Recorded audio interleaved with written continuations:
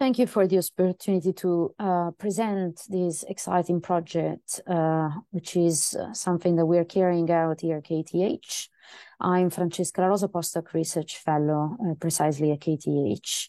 And this project is led by in a team of two co-PIs, Professor Riccardo Vinuesa and Professor Fuso Nerini, and other co-authors and collaborators spread between Spain and Sweden.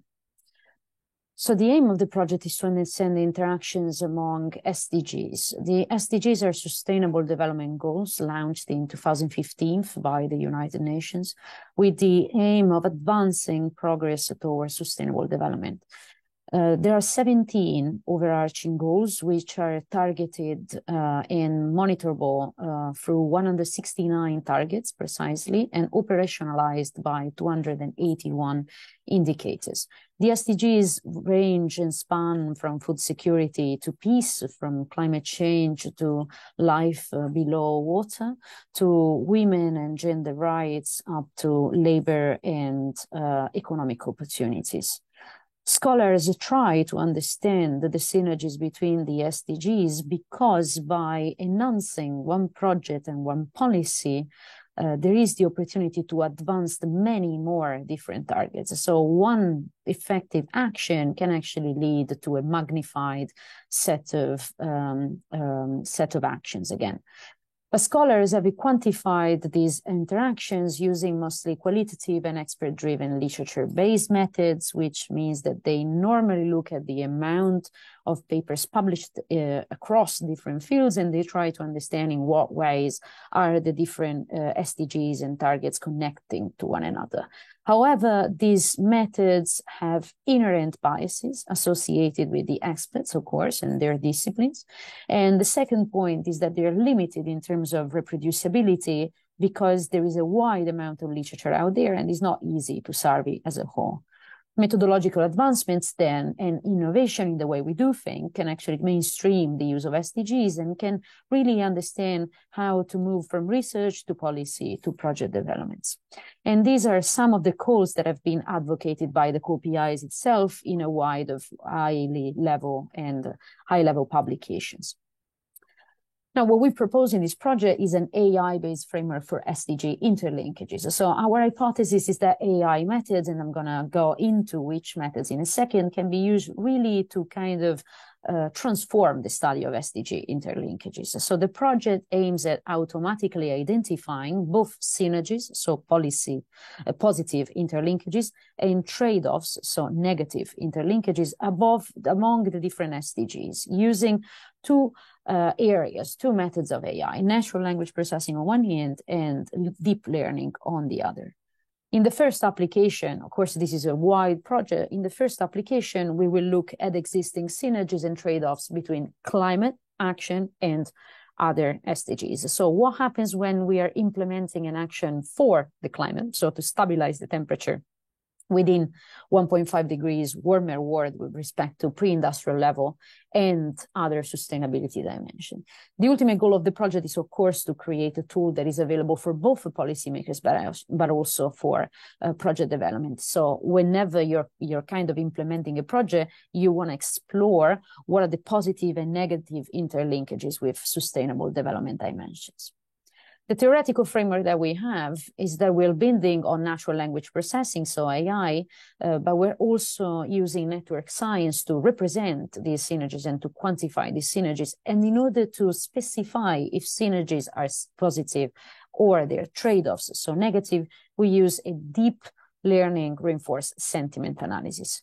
All this understanding falls into a framework of complex science and system dynamics. But in operational terms, this means that what we're doing is taking the wide range of corpus of text in a given area, we clean it, meaning removing imperfections, typos, but also slang, and we split the body in paragraphs.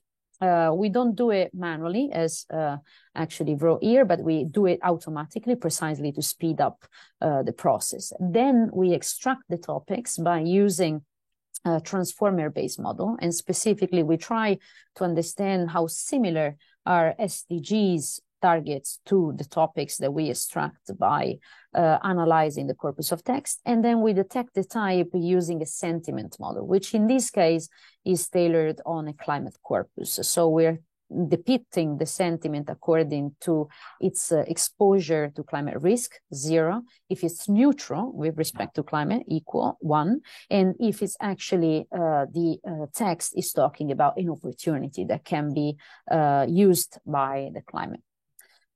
So let me dive into this case study, this sort of first application of the project, which is aiming at revealing the biodirectional interplay between climate actions and the SDGs. So, of course, a transformation towards sustainability, which is a very multifaceted concept, requires tackling multiple crises happening simultaneously. And climate is only one of them, but is actually the most kind of overarching, given that it's happening worldwide and at different rates and different levels. So identify and remove the hurdles, the roadblocks to progress is key policy priorities. And our question is, what happens when you're acting on the climate? Are you actually progressing on other sustainability dimensions, or are you instead worsening other sustainability dimension?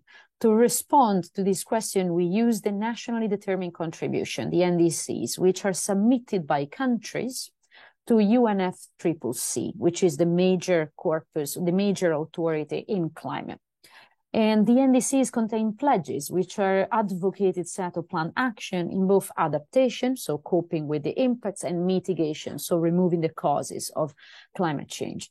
Countries are now asked to submit NDCs every year. And this is a new thing, because before they were asked to submit the NDCs every 5 years. And this means that the analysis of these pledges, so the analysis of these actions advocated by countries, is becoming very complex if every year we need to analyze 199 pretty complex, pretty diverse documents. And that is why AI can really support in that. So at the moment, we're at the very beginning of the inception stage of this project. We are analyzing 161 out of 195 submitted NDCs, and they're actually the largest body. And this analysis is complementary to other initiatives, like, for example, Carbon Tracker. The reason why we're not often analyzing 199 NDCs is simply because the document itself is saved as an image. And so it's impossible for us to treat the actual corpus of the body of the document as corpus of text. We are including the first submission and also the updated version of those, which means that in the future we will be able to actually see progresses, and in what ways and in what dimensions our country is progressing to sustainable dimensions, to sustainable development. And we're having multilingual submissions, so in English, French, and Spanish, which we include in the analysis. And this requires, as many of you already know, a model that tackles multiple languages at the same time. We obtain more than 27,000 paragraphs, which are targeted to 161 SDG targets, and they're classified, again, depending on their exposure to climate risk. Remember, 0, 1, 2. 0 if it's climate risk, 1 if it's neutral, 2 if it's climate opportunities. The evaluation is currently ongoing, and there are some limitations and some roadblocks that we are already revealing. So there are quite some room for improvement, but we already see something interesting. So there is quite several links to human rights, energy access, and food securities, which seem to be the predominant. I put here an example of findings. So the opportunities, there is a quite strong link to human rights from, for example, the Albanians and VCs, but there are also examples of risks, which are in this case linked into the SDG 15th, that is tackling the life above earth, so everything that has to do with forest and biodiversity. It's clear that whenever we need to evaluate these routines, so whenever we have these routines in place, we need a careful understanding of what they mean. And we can count on the support of an international network of experts, from technical aspects to more ethics of AI, which will be able to complement what we find and enrich the findings with their understanding. And this really enhances the opportunity for this project to serve both policy, funding, and project decision. I thank you for the opportunity and to speak, and for you for listening. Thanks a lot.